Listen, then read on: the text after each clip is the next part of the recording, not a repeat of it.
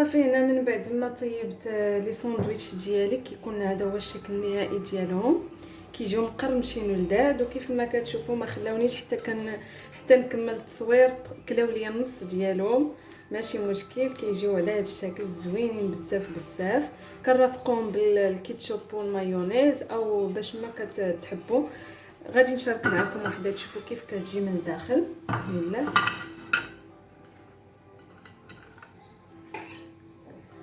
بالنسبه للقرمشه راه كتسمعوا كيجيو مقرمشين وطيبين من جميع الجوانب.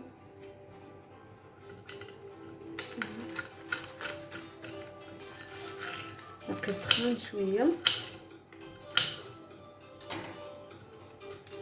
كيجي الشكل ديالهم هكا على هذا الشكل زوينين ولذاذ. شفتوا تيجي داك الفخيت والفرomage كيجي دايب. السلام عليكم ومرحبا بكم في قناه البساطه للطبخ. كنتمنى تكونوا بخير وعلى خير نتوما كتشاهدوا هذا الفيديو. اقتراح اليوم ان شاء الله غادي نشارك معكم ساندويتشات اولا فطائر مالحه بعجينه المسمن في المقلاة اللي كيوجدوا بواحد السرعه، ما كياخذوش لنا الوقت اولا المجهود. بصدر الدجاج كيجيو بنان بزاف. نتمنى من الله ان وصفات اليوم تنال اعجابكم، وتدعموني بلي لايك وتشتركوا في القناه وتفعلوا زر الجرس باش ان شاء الله يوصلكم كل جديد الوصفات. ندوزو على بركه الله المقادير العجين. كيف ما كتشوفوا معايا غادي نحتاجوا في العجين 3 الكؤوس ديال الدقيق اللي مغربل من قبل. من الاحسن يكون نوعيه جيده. وعندي هنا كاس ديال الفينو او دقيق القمح، والملح حسب الذوق. وغادي نضيف واحد 4 معالق ديال خميره الحلويات باش كتعطينا واحد الهشاشه لهذا العجين. ونبداو على بركه الله. غادي نعجن بالماء بحراره المطبخ بحال عجينه المسمن العادي الاعتيادي.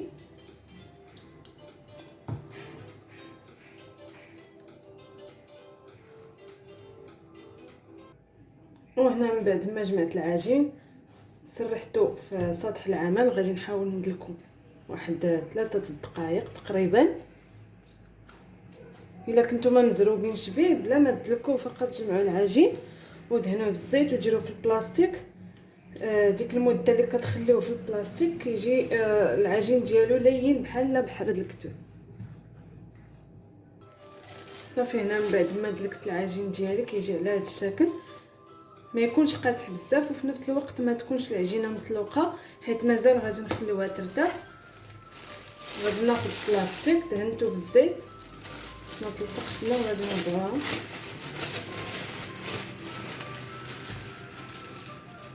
وغادي نخليوها ترتاح بما صوبنا الحشوه ديالنا. وهنا عندي الدجاج، صدر ديال الدجاجه مقطع على شكل طولي بحال هكا. وغادي نتبلو بشويه ديال الفلفل الابيض اولا الفلفل الاسود اللي متوفر عندكم. 2 فصوص من الثوم حكوكين الا كانت عندكم بودره الثوم حتى تستعملوها. والملح كيبقى حسب الذوق. عندي هنا شويه ديال الكركم، شويه ديال السكينجبير او الزنجبير، ملعقه صغيره ديال المطارد او الخردل.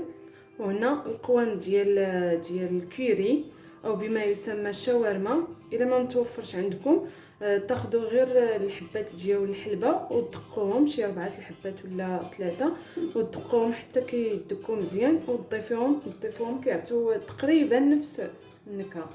صافي على بركه الله. غادي نوضع هاد التوابل على صدر الدجاج. من الاحسن نتبلوه قبل بشي ساعه ولا ساعه ونص باش كيجينا زوين.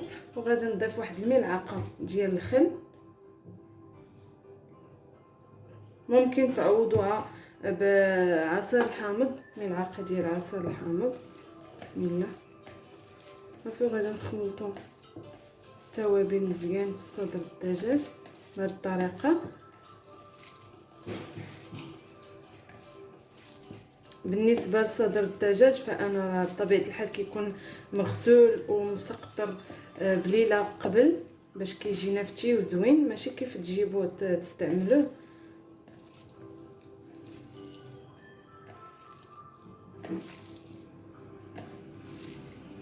صافي. وغادي نخليه حتى كيشرب ليا داك القوام ديالو. وغادي نضيف واحد شويه ديال زيت الزيتون اولا الزيت النباتيه اللي كتحبوا. انا الصراحه كنفضل نخدم بزيت الزيتون بهذا الشكل.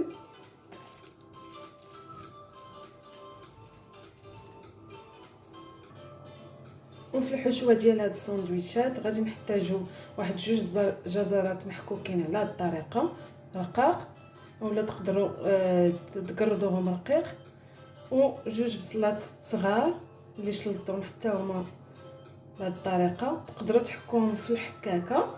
غادي نضيف لهم واحد شويه ديال الملح والابزار،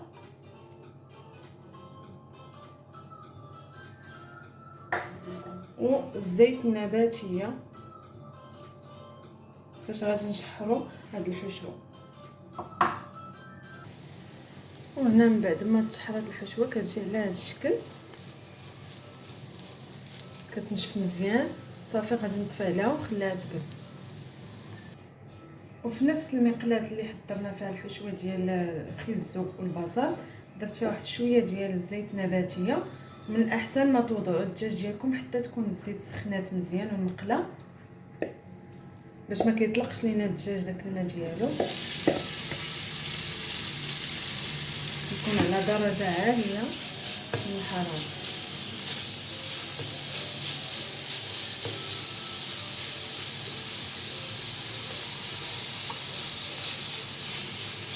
غادي نحاولوا باش نقليو الدجاج حتى كيشد راسو.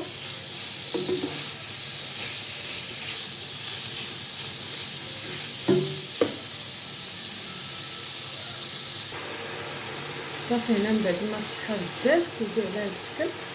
فقط كنحاولوا نقلبوه غير بصبعنا هكا. صافي هكا. دابا غادي نطفي عليه وغادي نزولو خليه حتى يبرد وندوزو باش نشكلوا العجين ديالنا ان شاء الله.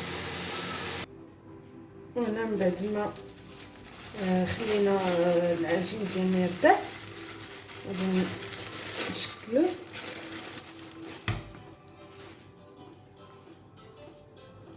تنحاولوا نديرو بحال شكل حربيل باش كيجيونا الكريات متساويين. وإلا كان متوفر عندكم الميزان تقدروا تستعملوه، تعبروا واحد المقدار وتبقاو غاديين عليه في الساندويشات اللي بغيتو. وكيبقى حتى على حسب المقله اللي عندكم. الا كانت المقله شويه صغيره غادي تصغروا من حجم ديال الساندويتشات.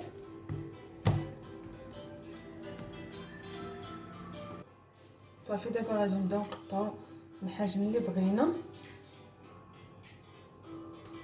كيف ما كتشوفوا انا كنحاول عيني ميزاني باش غنجيبهم متساويين.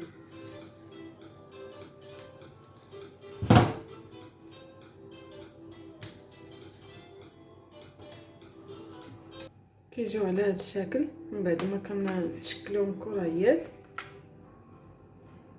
دابا غادي نخليهم غنغطيهم ببلاستيك غذائي وغادي نخليهم يرتاحوا مره اخرى بما نقلي لي فخيت اللي غادي نرافق في هاد لي ساندويتش ديالي. وهنا من بعد ما قليت لي فخيت اللي غادي نعمروا بهم لي ساندويتش ديالنا. وهذه هي الحشوه الدجاج اللي شحرناه وخيزو والبصل.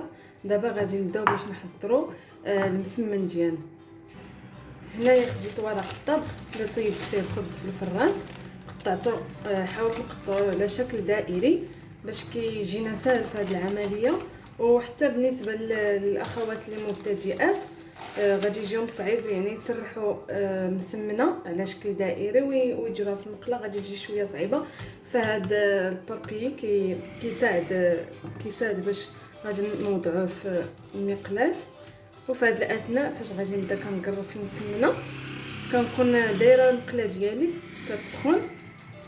صافي كنحاول نجيب لها الشكل يكون دائري بهذه الطريقه.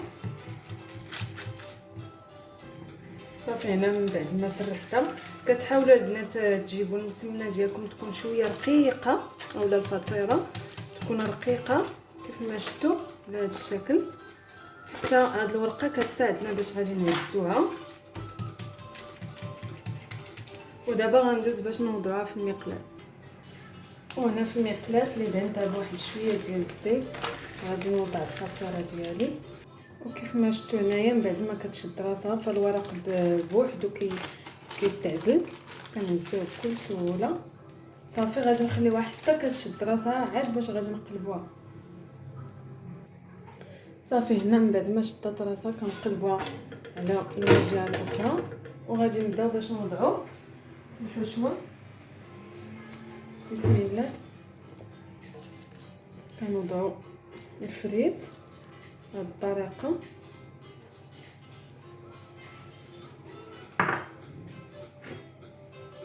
وكنديرو فوقهم خيزو والبصله. صراحه هذه الحشوه كتجي لذيذه بزاف صدقوني. كيحماقوا عليهم عائلتي فاش كنحضرهم.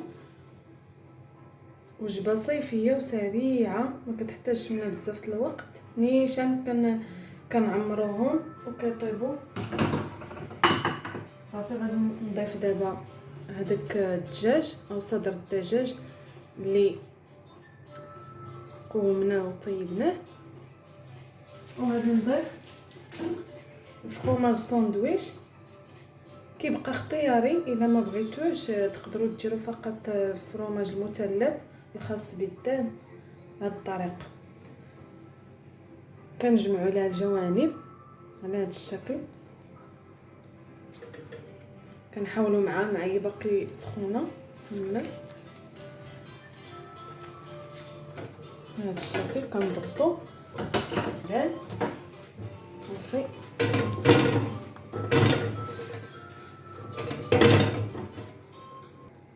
وكيف ما كتشوفوا انا راده وحده هنايا واستعملت مقله اخرى اللي كنخليهم باش كيتكرياو هكا في نفس الوقت. وانتم كتضغطوا بحال هاد السباتيل باش كيتحمروا.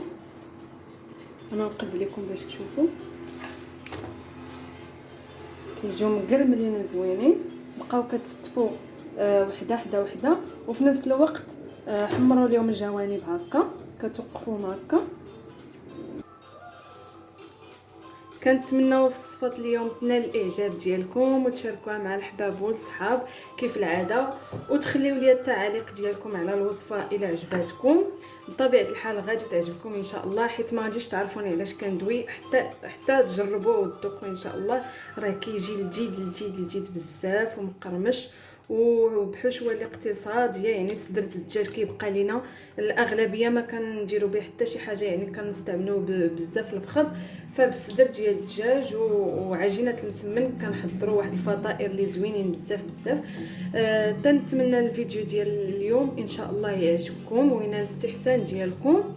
وان شاء الله نشارك معكم بزاف الوصفات القادمه. دعموني بلي لايك وبالتعاليق ديالكم. واللي اول مره كيشوف القناه يشترك في القناه ويفعل زر الجرس باش ان شاء الله يتوصل بكل جديد. والى اللقاء والى وصفه قادمه ان شاء الله.